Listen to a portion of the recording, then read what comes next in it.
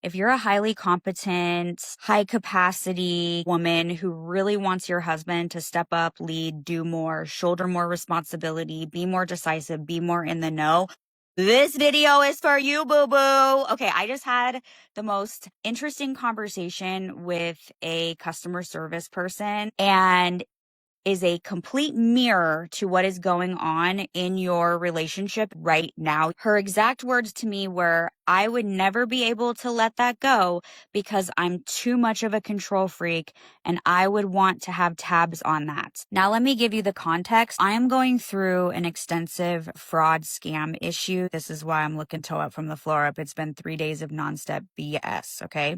I had to call my tax strategist to change out the payment because my cards are compromised. And, she was wonderful. We're getting everything changed. And then she starts asking me these questions about other services and did I get the email about this? And when do I want to start this? And I said, oh, that's my husband's department. She said, so when should we follow up with you? Here's the first spot right here where I did something differently than I would have done in the past. A lot of times we say we're handing shit over to our partners, but we don't fully hand it over. So in the past, I would have had this whole conversation with her about when to follow up and this and that. And I just said, well, you know what? He needs to decide when you should follow up. I'm healing. Okay, so that's number one. I want you to think about this. Where are you saying you're handing it off, but you're not fucking handing it off? The second thing is that she's like, well, how do I get a hold of him? Because you're the primary contact. His email's on here,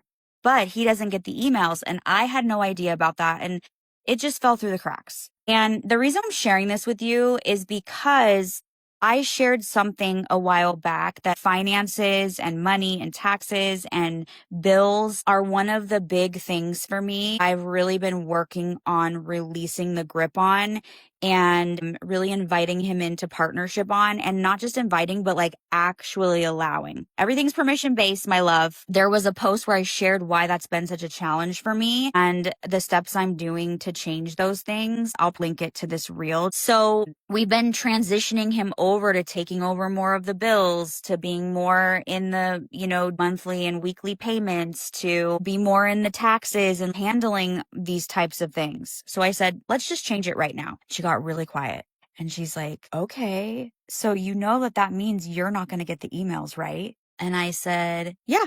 And she's like, wow. Oh, wow. Like I could tell like all over the phone, she was a little bit uncomfortable. She said, I just could never do that. I'm too much of a control freak. I would want to keep a grip on that. I would want to keep that as mine. That right there.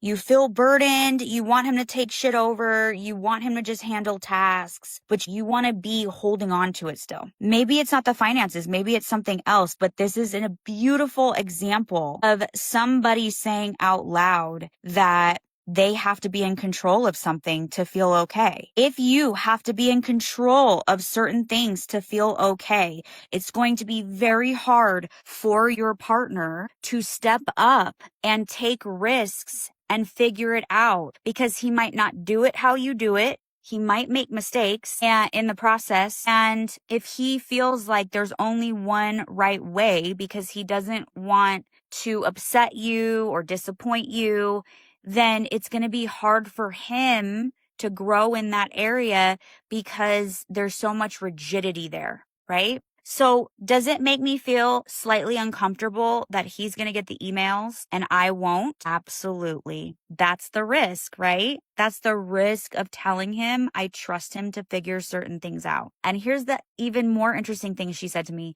She said, well, you could always, within your own internal email system, you could make sure that any emails that come from our company get forwarded to you. So even though he'll receive them first, you'll still always receive them too. You can get that set up.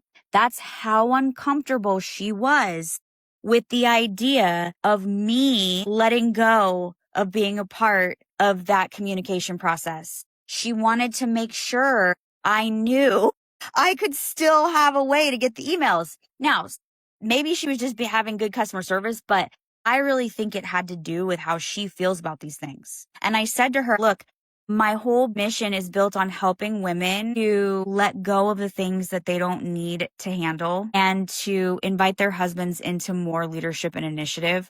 I'd be a hypocrite if I didn't put his email first. So this is what I'm saying is check yourself. You have to check yourself. We always want to blame our husbands because it's easier to, because maybe they're passive or maybe they don't have skills in certain areas. We know that a lot of them aren't as competent as we are in certain areas because of who you are, right? If you're in my world, you're highly competent. You might be an eldest daughter. You have trauma, so you had to learn to move fast, to figure it out quickly, right? Maybe you were a parentified child. And if you're married to somebody that didn't have that kind of trauma or doesn't function that way, it just feels like they can't handle it. The truth is, they can handle it. You have to let them have a process. You have to let them figure it out. Okay.